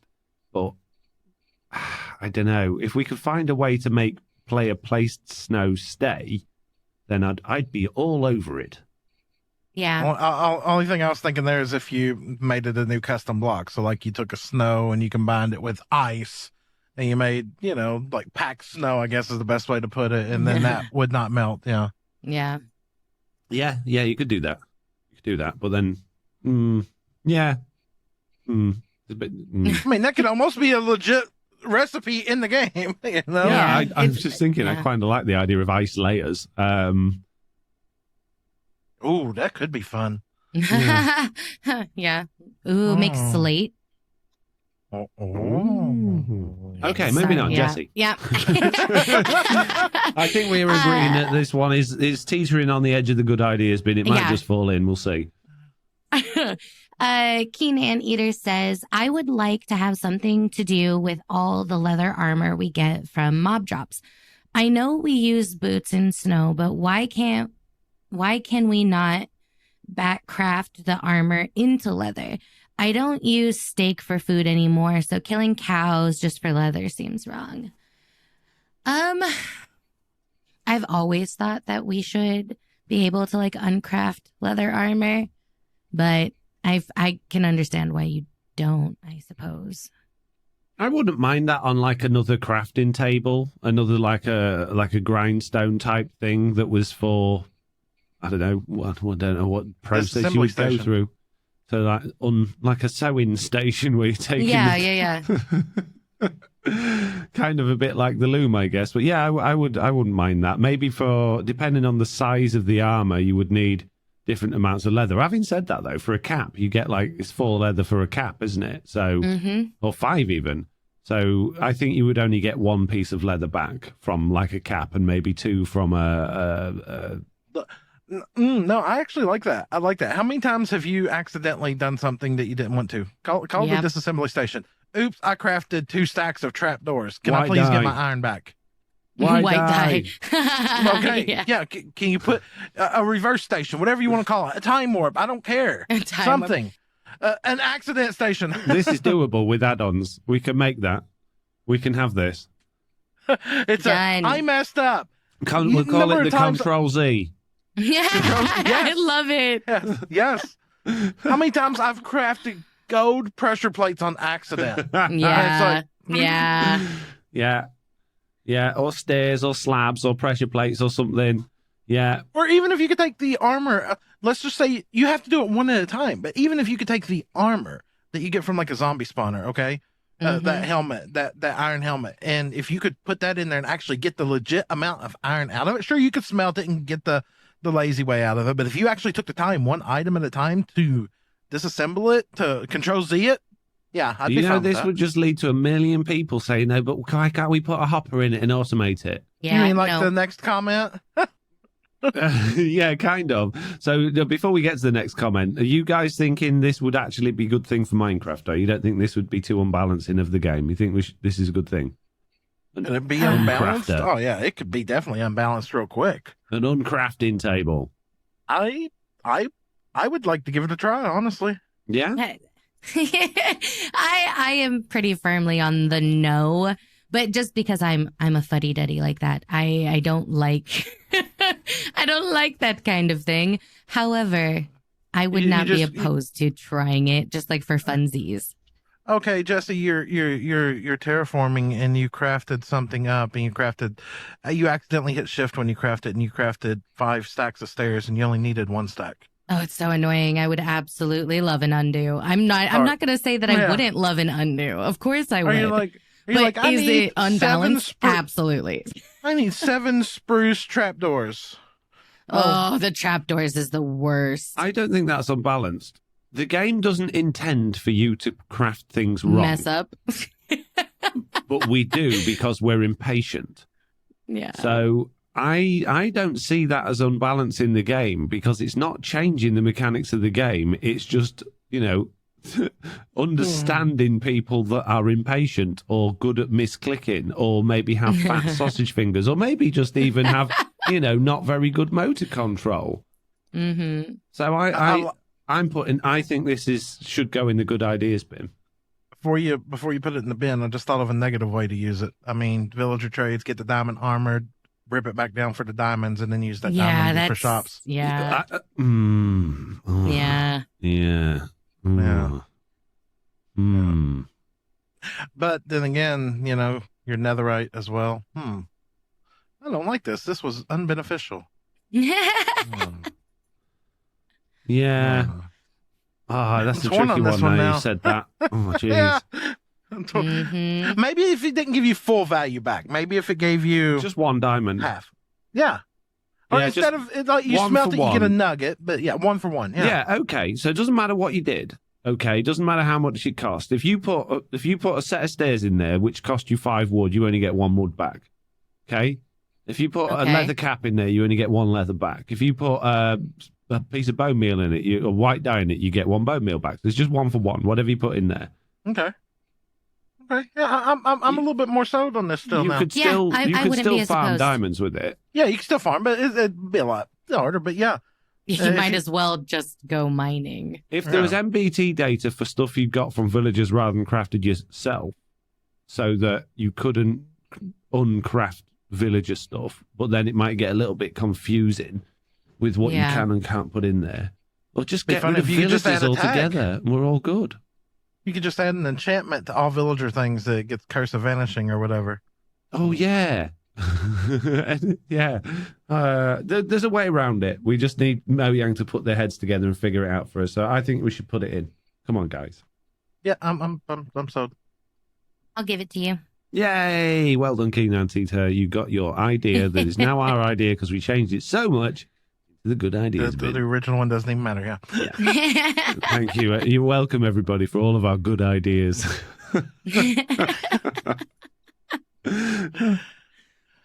All right, so Jason here says, when something goes into a furnace that can't be smelted or used as fuel, it should just drop it out. It should just go in the first place. That would solve the problem. Yeah, you shouldn't be able to put it in, yeah. That's the better argument. Yeah. I understand the process. You've got a raid farm or something, or you've got a farm that produces gold ingots, let's say, or gold swords, and you're trying to smelt down the things that smelt out of it, and your hoppers are clogging up because something stupid's gone in there, like a shulker box that shouldn't have done. Yeah, I think you need a sorting system anyway to get the hopper line not completely clogging up. But the fact that you can get something in there that won't smelt. Yeah, maybe it should just go straight through into the hopper below. Maybe it should work like a dropper in that situation. If there's something in there that won't start smelting, just drop out the bottom hopper. What do you think, Slack? Yeah. Going on this one because I'm like, then why don't we? Because then you could really automate out. A raid farm would become the all farm. It would. It would be an iron farm all by itself because all the armor would auto smelt. As much as I like it, I don't. Really? I like it. I like it too. I think we need it. I think it's very important and we have it right now. I get it. I'd be fine with it. I don't know if I'd use it. Just for the regards of the raid farm. Think of how overpowered a raid farm already is. Yeah, but how annoying is it when you've put all that time and effort into making a super smelter and you go to run it and 17 of your furnaces don't turn on because they've got a piece of glass stuck in them or they've got a bit of rail from somewhere. Then don't put it in the thing it doesn't go in. But it doesn't. It fell in while I was building. Well, that's not my user fault. error, not The farm hopper error. minecart managed to pick something up from 17 blocks away because it's Bedrock edition. Not my fault.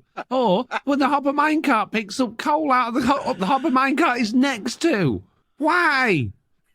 Why? I've never seen that. You've never had a furnace array with your hopper minecart going along distributing the items into, so it's a hopper minecart going round on the bottom layer, distributing items into the back of the furnace, and then whatever. If you've got a minecart that goes round a corner and there is another minecart on the track next, on a slightly raised up, so it's not on the same Y level, on one Y level higher, as it goes round the corner, it sucks items out of the hopper minecart above it. Which means you end up with fuel where your items go, and you end up with items where the fuel goes, depending on which way around you've got your hopper minecarts. It's happened to me loads of times. Never. I've never had it happen to me, but I've seen it happen to Foxy. I've never had it happen to me out of all the furnaces I built. Never. Well, look, I'm telling you it happens, so regardless of whether it hasn't happened to you, doesn't mean it doesn't happen. So, and I'm sure I'm not the only person in the world that it's happened to. So, are we having this in the good ideas bin or not? Okay, I'm gonna. You owe me a good idea bin later for a trade. So yes. Jason clearly needs it. He has the same problem as I do. Right, David MK4 says, I was thinking about ways to make different foods actually behave differently in Minecraft. Here's my idea. Each player has food preferences randomly generated when you start a new world. This determines how much hunger is added or subtracted when you eat it. So in a new world, you will need to experiment to find the best foods for you. This could also encourage trading with food with friends in Realms and servers. This could also be on a toggle or have its own food seed for the random food generator. What do you guys think? I love the podcast. I don't like it. I think it would be a lot of fun. I think it would be fun if it with the assumption that you could turn it on or off. I think it's just something cute and little you could just do. A fun add-on or a fun marketplace map, but definitely I don't want that in survival. I want to be able to eat what I find convenient to farm or that I enjoy building farms for, or I can have a lot of. I don't want to be, I can only eat mushroom stew because this is what my player preference is. No, my player is me. It's a reflection of myself in game. I don't want to be told what I can and can't eat. You don't want food that can spoil. I mean, you can have your golden carrots and then you eat them one day and then the next day you eat them and it gives you, hunger, food poisoning in the game. You don't want that? No. It'd be so fun. No. It was bad. I kind of like the idea of this now. The more I think about this, yeah. No.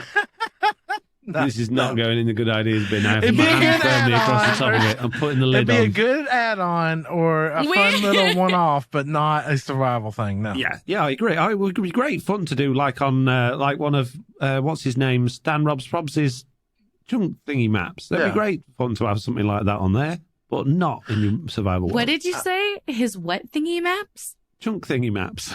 Oh, it totally sounded like you said his junk thingy maps. I was like, Junk wow. thingy maps. Isn't that rubbish? Oh, Don't blame. Jesse, wow. Wow, spiky bush and junk thingies, yeah. Yeah. Right? I was like, dang. Wow. No. Wow. I was very positive. I think he does very wonderful maps. You should go and buy them and download them. But save some money for mine. Right. Okay, that clearly isn't going in the good ideas bin. It's a good idea, but not for survival. So thank you, David. We are not putting it down. We all want to play with it, but we don't want it permanent. Definitely on and offable, please. Jason's got another idea, Jessie. Yes, Jason says ability to somehow open a shulker and chest and a chest or some combination thereof in order to transfer items between them without going through the player. Yes, I want this. And when you're What? standing next to a chest and a shulker box, then and you open one of them, you can see the inventory of both. Why? So right, okay. How many times have you've gone out and you finished what you're doing? You're like, okay, I'm going to go and tidy up my storage system, and you've got shulker boxes full of junk, and you end up opening your shulker box, transferring loads of stuff to your inventory, then going over to a chest to put it in the chest, then going back to the shulker box. You just pop your shulker box down next to a chest, open it up, and it shows you the chest inventory as well, and you just drop it straight in the chest. Oh, okay. Yeah. Yeah, I think I like that. Yeah, instead of it showing you your player inventory, it just, if you're standing between, like let's say you've got a shulker box to your left and a chest right in front of you, right? It just shows you both of their inventories instead of the player inventory. If you want to see the player inventory, just step back so you're not next to both. Yeah, I'm in. Slack. I'd give it a try. Well, You can't have a try with the good ideas bin. All these ideas, they go in. They're not trial versions. They're not demos. This is in the game. Mojang promised. well, see, they said one thing and my brain went somewhere else with it. So I'm trying to process their ideal and not my ideal. Because my ideal is to, just have the chest be broadcast wirelessly. No. Too much. We've discussed this before. It's not Minecraft enough. It's a good idea, but it's like we've said before, like if you open a crafting table and it's got a chest next to it to be able to see the chest inventory, yes. I mean, but I'll not say if the chest is 3 miles away the other side of the room. Okay, I'll say good idea, but you're never going to get it because somebody's going to go, you can't do it on mobile. So, yeah, it won't happen. Why can't you? If it just replaces the player inventory instead. So you've got the shulker box where the shulker box would normally go and the chest where the player inventory is. Again, they'd have to rework that whole inventory system. Easy for a job. That's the Jeff job, that is. He could do that. Just like he's probably the one responsible for the Xbox update coming out. And the bamboo, yeah. Right, okay. Yeah, that's going in the good ideas bin. Like it. Moving on. Me is John. Once Silk Touch signs. Yes. Yes. Yes. That would be nice. I just want the ability to edit a sign. Yeah. Oh, that also would be nice. You wouldn't need to Silk Touch them if you could edit them because you could just copy paste then. Yeah. If you go up to a sign and just click on it and it made it editable, and then you could just copy paste it. The only problem with editable Habitable, yeah. editable signs is that anybody can edit them, right? Because it wouldn't know who the owner was. Whereas unless you had it where it could be signed like a book. Oh, yeah, but then, no, that's a lot. How annoying is it to have to sign a book and then you go, I forgot to add that in, or I've spelt that wrong on that page, and you got to write the whole bleeding thing again because you can't copy It's a sign, paste not a it. book. It's a sign, not a book. I know, but it would still be No, just let me as Silk Touch a annoying. sign. No, I think It's funny because you can control pick block it, with the data on it. yeah, that'd be nice. So yeah, so it exists in the game. Just when you're using Silk Touch, give you the sign that's pick blocked. Yeah. Yep. Done. Job done. In the bin. Nice. Purple's back. Oh no. Saying, hey, Purple here. I think that we should get a Protection 5 books from end raiding cities. As you previously said, shulker farms kind of ruin the fun of end busting. It would make it so worth it to go to the end. I would completely accept this under one condition. Java gets it first. I hate it when good things get put onto Bedrock and Java either doesn't get it or it takes a year for them to roll out the update. No offense, TB. Love the podcast, Purple. When does Bedrock Edition ever get anything first? Java gets everything first. And you say you hate it when good things get to put into Bedrock that Java doesn't get, or it takes a year. That's never happened. That's literally everything on Bedrock Edition. We've waited 10 years for some of the things and we still haven't got them. So just out of principle, with your Java elitism, I'm not having that good idea in the good ideas bin at all. I shredded it already. Wow. Redstone on Rude. glass. Redstone going up glass. Oh, the redstone on glass. Did we get that first, did we? Yeah. We can transmit redstone up on glass. Yeah. And we also got being able to set your spawn point in your bed without sleeping at night, I guess. Yeah, that too. But those were Is that it? We did have this thing called scaffolding. They weren't added into Bedrock and then added into Java later. They were already in Bedrock. There's like all of the stuff that Java gets added that we don't get. Like lots of things. Yeah, definitely. Lots of things. Yeah, there is. There's always stuff being added going, why aren't we getting that? And I can't think of them off the top of my head right now, but there is. We'll just take your word for it. It's fine. Yeah, you know there is. I do. It's just funny. There's lots of things. Okay, Foxy, we believe many you. things. It's Like definitely more the other way around than it Shriekers is. detecting more than they do on Bedrock. Yeah. And other things. You think that they can control their mob? Villager zombie scare tactics for the Iron Yeah. Farms. Oh, the villagers in general are so much better on Java. Have you tried to make a controllable mob on Java? Can you go up and down and everything? I don't know. I don't think you make entities on Java Edition. I mean, they have things like Pixelmon, and you can ride those mobs. Yeah, that's mods. Is that's that not not with what data we're packs. talking about? Oh, okay. I don't know these things.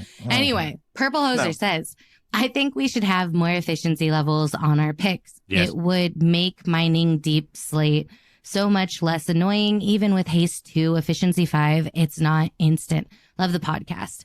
Agreed. Yeah. Or just have like another enchantment that makes it work really well on Deep Slate, but rubbish on other stuff. If Mojang are worried about it being, too Overpowered. too fast for stone. If instant is not fast enough, then more instant. But no, yeah, I think like having a deep enchantment so it works really low down in the world on really hard blocks. That'd be great. Or what's those crystals? Could you make a crystal pick? Echo shards. Echo shard. Yeah. Echo shard pick. Oh. Yeah, one way or another, I would like that, Purple Hoser. I think that's a good idea. DJ Chris is back, y'all. Just in case y'all didn't know. Good. What if Minecraft had carpet layers and concrete stairs and slabs? That's it. That's it, bruh, it says. Bruh. Yeah, bruh. No. No. Also, no. Wow, that was a quick no. Only because I know people want it, but it drives me nuts. The first thing everyone goes to is, can I have concrete stairs and slabs? I could make a concrete.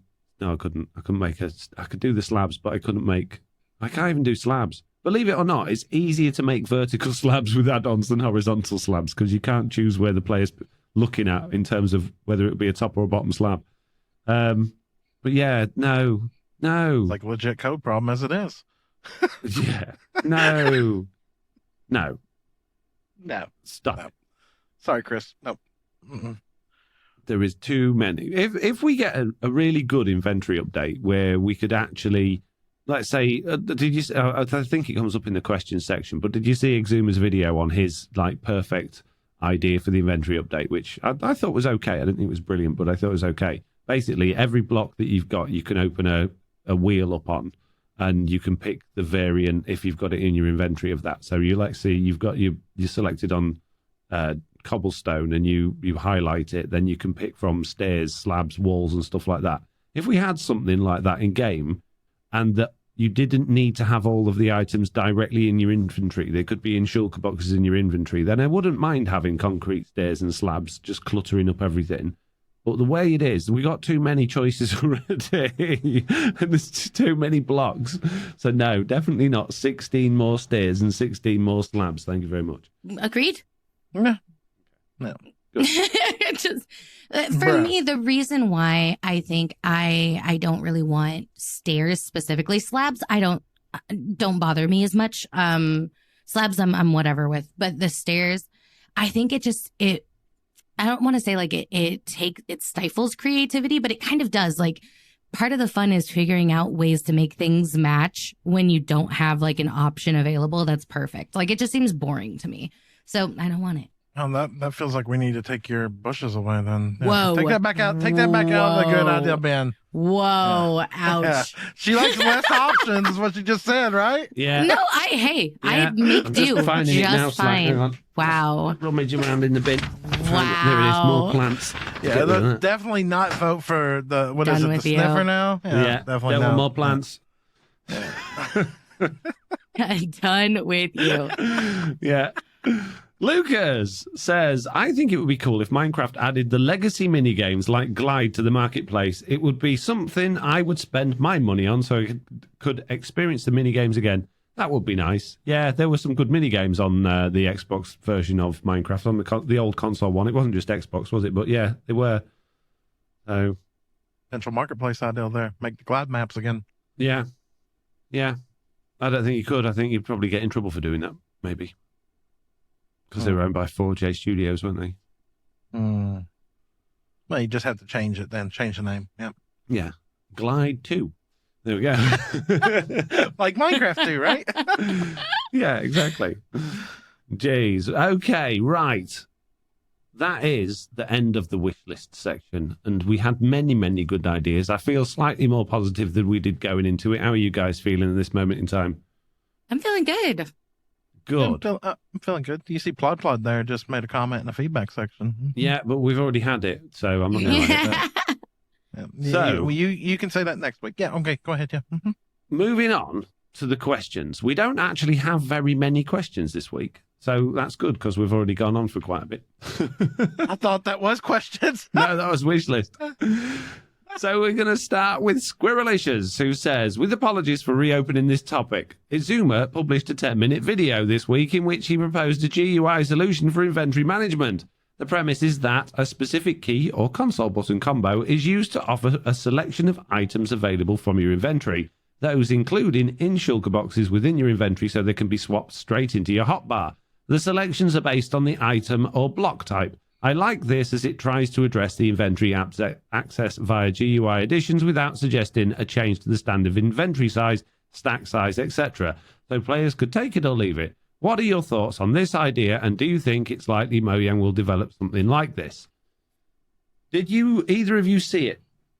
No. No. No, I was sorry. I was trying to think. No, I haven't. Okay. So the idea is, as I just briefly explained during the wish list, that there's two sides to it, basically. You can have shulker boxes that, when they're in your inventory, those items are accessible to this GUI system. So if you've got an item in your inventory and you click on it and press this button or double click it or whatever it is, it opens up a little a block grid, and you pick which type of it that you want. So let's say you're holding a cobblestone stair and you click on it, it will give you the options for the full block, the slab, the wall, or whatever's available in your inventory of that for the different variants. And it would be the same wheel that popped up for all of the different types of blocks, even if those different types of blocks don't have walls or stairs or slabs, just to keep it uniform. They would just be grayed out. And the idea here was that it would mean that swapping items when you're building, saving you having to put your shulker boxes down, saving you clogging up your inventory, you could just pick what you needed from your hotbar.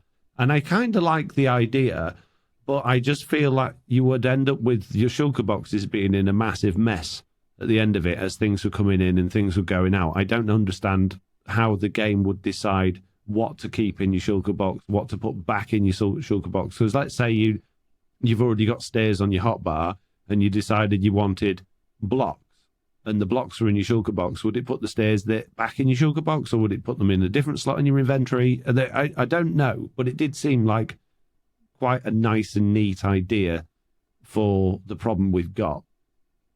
It's not my favourite idea that people have come up with, but I did kind of like it. From what I've suggested there, have either of you got thoughts on it? Well, I was just skimming through the video too, the one from a month ago and the one from 4 days ago, and it makes my head hurt. It's the 4 days ago one, yeah.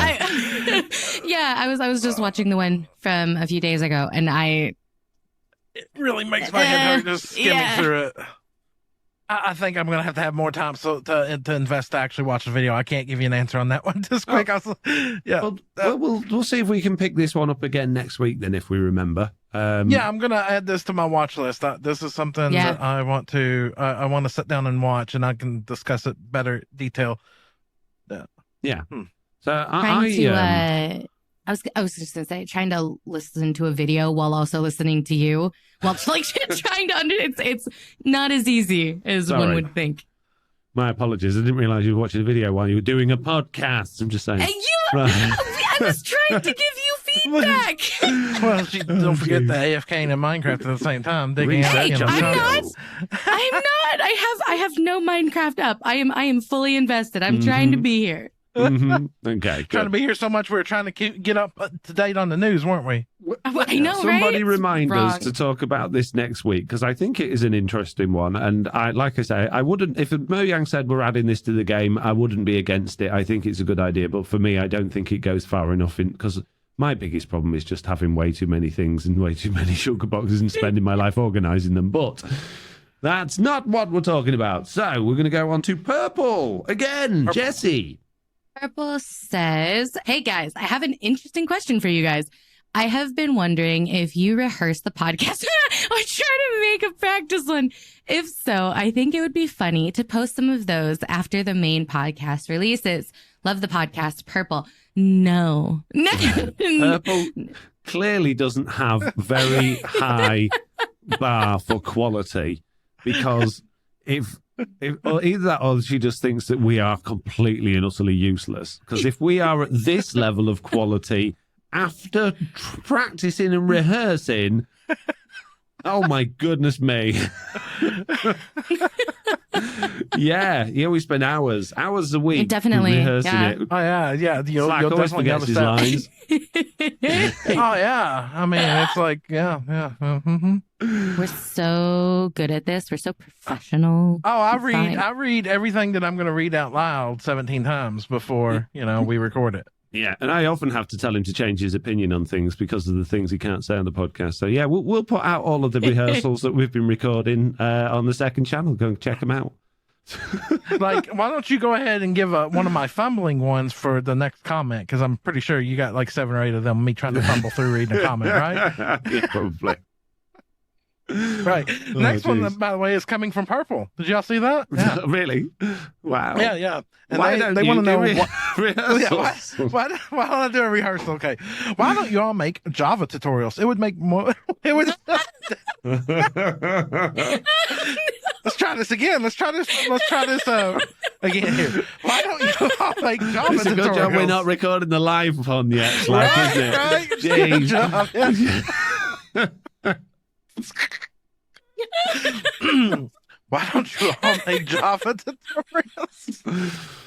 Because we play Bedrock Edition. That's the only thing I need to say. I only need to read the rest of it. But it would make it so much easier to look up a FoxyNoTail, Jessiie B or Slack tutorial for a training hall or gold farm, Slack. But I don't play Java Edition. They don't work the same. Oh, jeez. The reason is, Purple, is because we all play Bedrock Edition.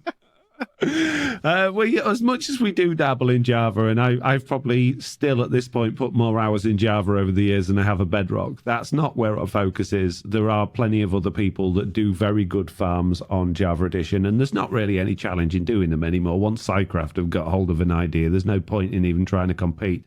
So if I was doing Java Edition a lot more regularly and I had plenty of free time, then I might go, oh yeah, here's a chicken cupcake for Java Edition, or this, that and the other. But there's very little point because the Java Edition market's massively saturated and most of my viewers are there for Bedrock Edition. So it would be a total waste of my time personally. And I feel that Jessiie and Slack's answer would probably be the same.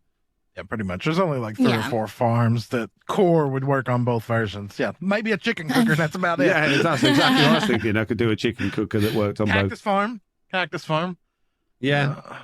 Yeah. No, even Cactus Farm's different on Java. You can do much better Cactus Farm on Java than you can on Bedrock, yeah. Yeah. Well, where does... Oh, I can think of something that we've got the better mechanic on. I can think of it. Okay, what?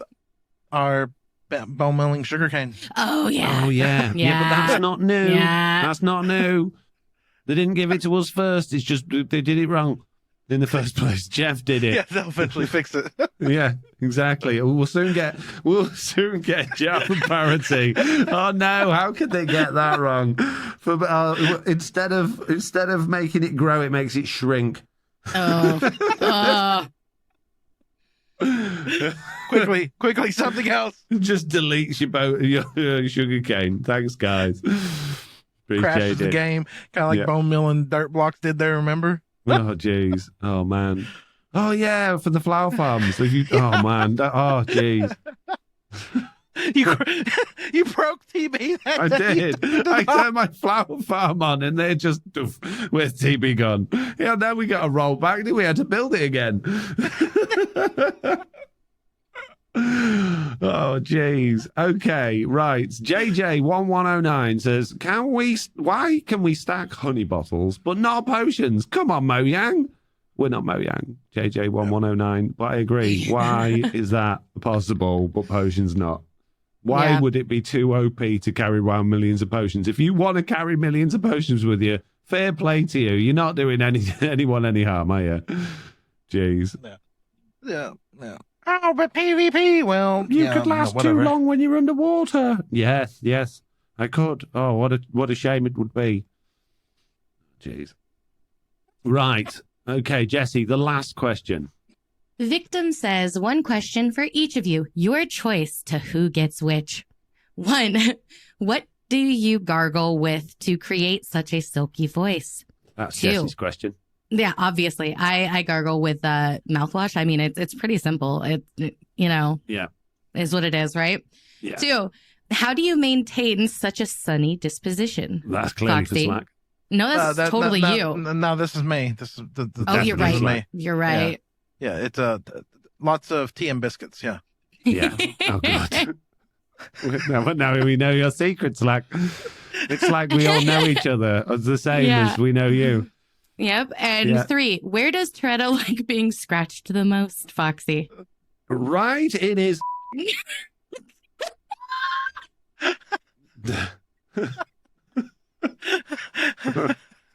I don't know.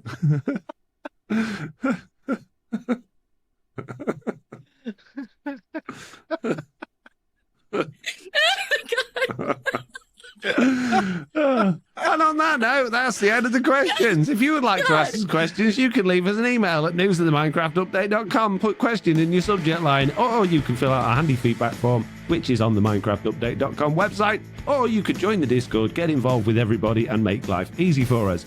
That is it for today's podcast. All we've got to do now is tell you what we're going to be doing this week, starting with Jessie, who is going to be doing what? 4 live streams a week, and I'm going to be recording a video. Shock, horror, I know. Wow. Yeah. Nice. Good. What about you, Slack? What are you doing? Not Minecraft. I'm still on my Minecraft hiatus, so I'm probably just going to be playing a lot of 7 days. Fair Working enough. on my second channel, having fun with that. Nice. And I am going to be streaming 4 times a week as usual, with my videos coming out on Saturday. And that is it. Don't forget, if you want to get in touch with a bug or an update, what they call wish list, or a question or some feedback, then you can by all of the stuff that I said a minute ago. All I've got left to say now is the same thing that I say at the end of every single podcast, and is if you have spent as many time as us at rehearsing a podcast that we do, then you'll be able to get the end of the section complete just as well as I did. Sounds legit. Yes. Yeah. Would I think that recommend. was it. Yep. I think that was the one. Yes. The one. Yeah. Yeah. And on that note, I'm done. Goodbye. Bye. When are we going to re-record the live one? What day are we doing that?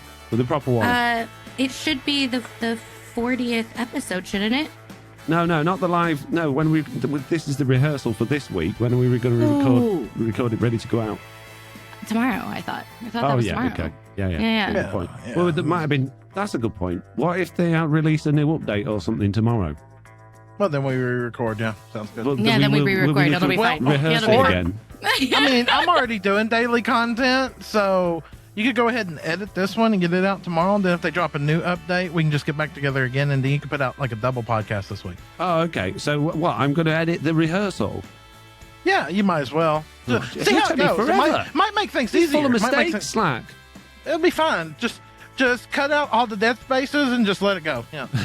Use recut on it, it'll be fine. Don't even sync up each other's audio. Just recut each track, look it together. What could go wrong? Yeah, this is going to be so good. You guys, I'm so Amazing. excited for them to hear Wait a it. minute. Recut doesn't listen to all 3 tracks at once? Fired. Oh, jeez. Okay. See you later, guys. Bye. Bye.